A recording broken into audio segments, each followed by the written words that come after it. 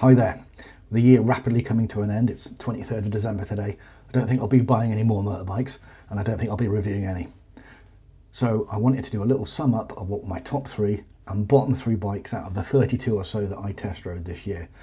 Firstly, I'd like to say thank you to the dealerships that I worked with. Completely Motorcycles in Cheltenham, who's sadly no longer with us. Fraser's in Gloucester, phenomenal help from those guys. Riders of Bristol, Ducati, and Dick Lovett BMW. Now next year I hope to have a few more dealers willing to let me use their bikes so we can spread the variety of bikes that I'm test riding, and hopefully some more other people's bikes reviews too.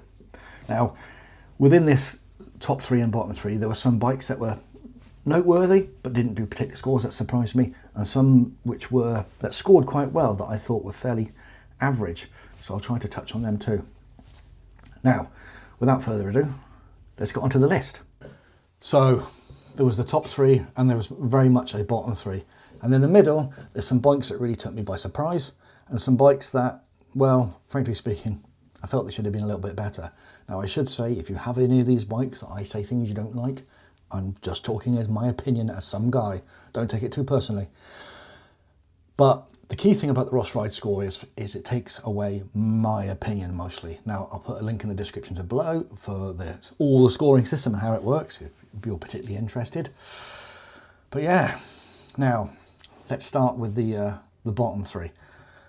Let's try to end on some good news. So in third last place, I want to put a bike that I kind of undoes its legacy really, and that's the Ducati Hyper Motard. I felt that bike should have been a lot better than it was.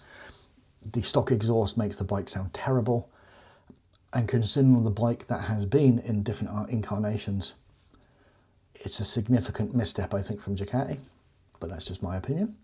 And I gave it an overall Ross Ride score of 57, which is fairly middle of the table, so I think a balanced score, but overall as a riding experience it's not the bike it could have been. Right.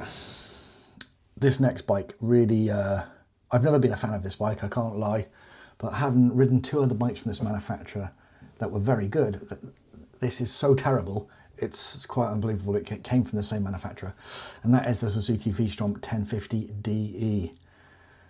It was build quality was bad, it was tall, too tall for me. I mean, that's not the bike's fault, that's my leg's fault.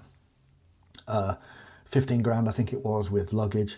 I did on the review I showed that you could have got I think a 1.5-year-old GSA with everything for the same price. That's a better bike. And I don't know what place this bike fulfills in the market. There's better things at doing that for the same money. But what did I give it? I gave it a Ross Ride score of 51, near the bottom of the table. And I think that's a fair score. It's a truly terrible bike, regardless of your budget. There's better bikes for that money. Anyway, now in last worst place, this bike is an abomination. I could be accused of being a BMW fanboy, but not on this occasion, and it's the BMW R18 Transcontinental. I've never been on a review of a bike where I could have or a test drive, just riding a bike frankly, where I could have just left it and walked home. It's fucking awful. It's everything's wrong about that bike. 450 kilos. I know I was parked on a slight camber and it was everything I could to get it off the side stand, sorry. The idle shake in the handlebars was enormous. Very comfortable on the motorway, I'll give it that, but everything else about it was terrible. I don't understand what that bike's for. In as much that the BMW dealers are slitting their necks on the price of it to give the fucking thing away, says to me that it's not selling. So whatever you do not buy one.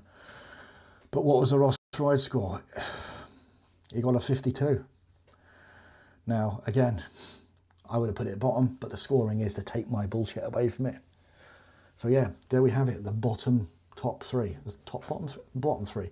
The Ducati Hyper Motard, the V-Strom, and the R18 Transcontinental. Now before we get into the top 3, there were some bikes that I felt could have been better. I was a little bit disappointed, but some dark horses which I didn't expect to be as good as they were. So the first one that I felt could have been better after all the hype about it was the Ducati Multistrada V4S. I didn't think it was all of that really. for all the power that it talks about, that the brake horsepower it's got, it didn't feel particularly quick. I don't think it's any competition towards the R1800 GS. It's a beautiful bike, absolutely, but not good enough for what the hype is. Maybe the Pikes Peak would be different. I haven't ridden one of them, but overall, the Multistrada gets a good score. It gets a Ross Ride score of 67, so 5 from the top. So it's a strong score. But overall, the riding experience for me wasn't what I hoped it would be. What else? The couple of bikes that I was really surprised by, that I thought they were great, was the GSX 8S. That was a stonking bike for not a lot of money. Really a joy to ride. And if you're on a budget and you want a brand new bike, that has to be a bike you consider. I think it was like 8-9 grand. And Suzuki were doing a 7-year warranty thing. Very good bike. Right, now on to the top 3. Now this has to be not just bikes that I own, but I think this is a relatively fair list. So, in third place, it's the Triumph 675. This is a 2007 bike. I think it cost the owner 3 grand, and it was amazing to ride. If you're on a tight budget, I don't think you can see much past what that bike can offer.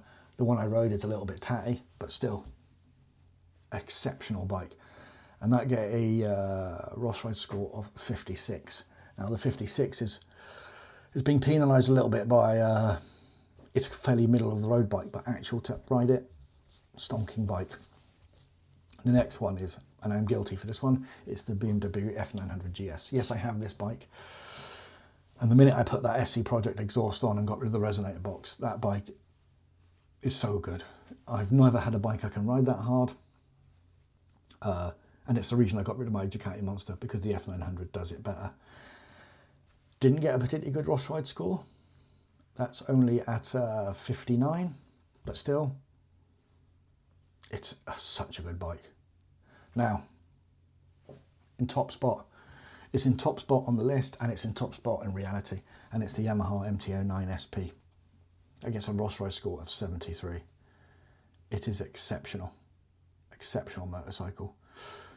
I know the new CB Hornet could be, 1000cc Hornet could be a competition to it. I have not ridden that yet, but for me that 09 SP is the benchmark for a motorbike. Particularly in this world of restricted emissions and throttling of the engine through the exhaust system, that bike did not make you feel like it was being restricted in that way. So yeah, the top 3, the 675, the F900 GS and the MT-09 SP. I'd be curious to know what you think is the best bike you've ridden this year, or the one you'd hope to ride next year because you think it's the one you're going to get next. And with that, if you can hit subscribe, that'd be awesome. Cheers.